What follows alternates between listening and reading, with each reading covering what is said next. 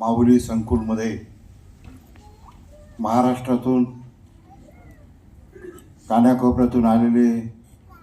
Sarpanch madam यांचं मी सरपंच सेवा संघाच्या वतीने स्वागत करतो। आजच्या कार्यक्रमाचे प्रमुख पाहुणे महंत डॉक्टर धुमाळ महाराज, त्याचप्रमाणे समाजसेविका डॉक्टर सुधा कंकारिया, त्याचप्रमाणे सिने अभिनेत्री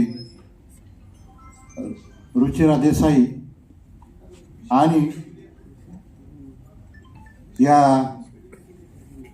सन्माननीय राजेंद्र गिरी आणि या कार्यक्रमासाठी उपस्थित असलेले सर्व मान्यवर, स्टेज मान्यवर आणि उपस्थित सरपंच बंधू आणि भगिनींनो, ग्रामविकासाचा कणा म्हणजे सरपंच असतो आणि सरपंचांच्या मार्गदर्शनाखाली जी ग्रामपंचायत प्रगतीकडे वाटचाल करून आपलं आदर्श गाव निर्माण करण्याचा प्रयत्न करीत असतो आणि हा प्रयत्न करण्यासाठी सरपंचाला सकाळी 6 वाजल्यापासून तर रात्री 10 वाजेपर्यंत वेगवेगळी कामे करावी लागतात आणि ही कामं करीत असताना त्यांना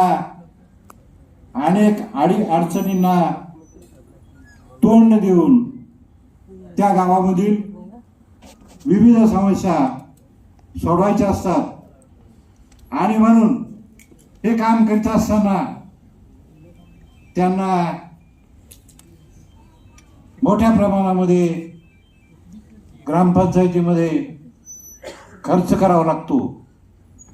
आणि हा खर्च भागवण्यासाठी शासनाने सरपंचांच्या मानधनात वाढ करावी अशी मागणी आपण शासनाकडे केलेली आहे। त्याचप्रमाणे कुठेही जाताना माणूस हा सेफ नसतो आणि म्हणून सरपंचाला 25,000चा विमा शासनाने द्यावा अशी सुद्धा मागणी आपण या संघाच्या माध्यमातून करतोय। दुसरी गोष्ट अशी आहे की ज्यावेळेस सरपंच हा पंचायत समितीत जातो, जिल्हा परिषदेमध्ये जातो आणि मंत्रालयात जातो आणि त्याला तिथे अटकळत उभं राहावं लागतं आणि त्यासाठी त्या ठिकाणी एक सरपंच कक्ष असावा अशी मागणी आपण केलेली आहे। तसंच आज ज्याप्रमाणे विधान परिषदेमध्ये वेगवेगळ्या विभागातून आमदार आलेले असतात, त्याचप्रमाणे सरपंचांच्या माध्यमातून 6 विभागामधून 6 आमदार हे विधान परिषदेत घ्यावे अशी मागणी आपण या संघाच्या माध्यमातून केली आहे आणि ह्या वर्षी म्हणजे 2026ला महाराष्ट्रातल्या अनेक सरपंचांची मुदत संपत आहे आणि म्हणून ग्रामपंचायतीमध्ये प्रशासक न नेमता त्या सरपंचाला प्रशासक म्हणून त्याची नियुक्ती करावी आणि त्या ठिकाणी शासकीय अधिकारी नियुक्त केला जाऊ नये, प्रशासकाचा अधिकार त्या सरपंचाला द्यावा अशी मागणीचा पाठपुरावा सध्या सरपंच सेवा संघाच्या माध्यमातून केला जातोय आणि ही मागणी मान्य होण्याच्या मार्गावर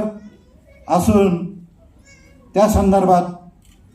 ग्रामविकास मंत्र्यांनी आश्वासन सुद्धा दिलेलं आहे आणि म्हणून या सरपंच सेवा संघाच्या माध्यमातून राज्यभर जे सरपंच चांगलं काम करत आहेत, सरपंच असेल किंवा अन्य क्षेत्रामधील काम करणारे कार्यकर्त्यांचा शोध घेऊन त्या